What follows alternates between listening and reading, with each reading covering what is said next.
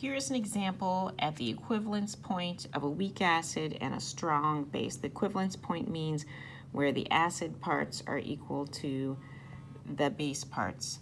So the question says, calculate the pH at the equivalence point in a titration of 50 milliliters of 0.1 molar CH3COOH. That is acetic acid. That is another way to write it. That's really the organic chemistry way to write it. With 0.1 molar NaOH. And they give you the Ka is 1.8 times 10 to the minus fifth. So we write out our equation. The acetic acid plus the strong base makes water plus the conjugate base of the weak acid. So at the equivalence point, that means, I'm skipping here to part 3 here, that we have equal moles of the weak acid and the weak base, and then we'll have to figure out the volume for that. So let's first of all figure out the moles of the weak acid. We take the molarity times the volume, and we get that many moles of the weak acid. So again, at the equivalence point, that means we will have 5 times 10 to the minus third moles of that base. And then to find the volume, you could do the molarity of the acid. The volume of the acid equals the molarity of the base times the volume of the base. And really and truly, since we're working here in a 1-to-1 ratio, it's going to be the same volume, but then we have to add them up. So the volume is 0.0500 liters.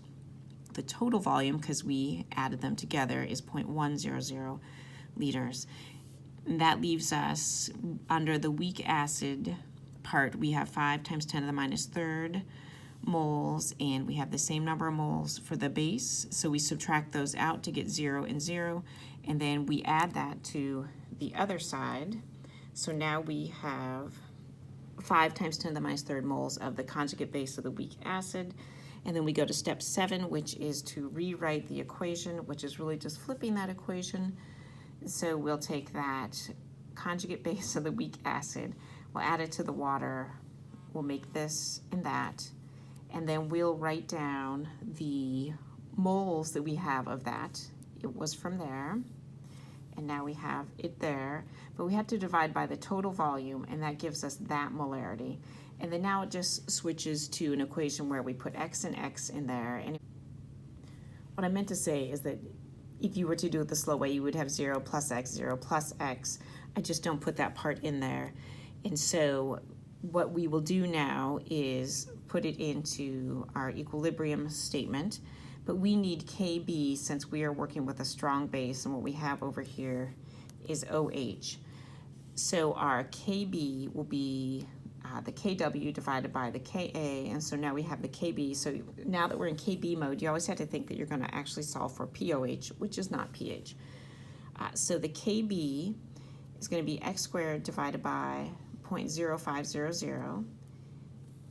And now I'm going to plug in the Kb, and then we will solve for x. Again, x is the base part, and that's what the base part is. And then we will plug it into POH, and that gives us 5.28, and then we subtract from 14 to get that. And you ask yourself, does this make sense? Let's go back to the very beginning, that we had a weak acid with a strong base, and the pH of a weak acid and a strong base at the equivalence point is above 7. Was that pH above 7? By golly, it was. So check. So I hope this helped you out.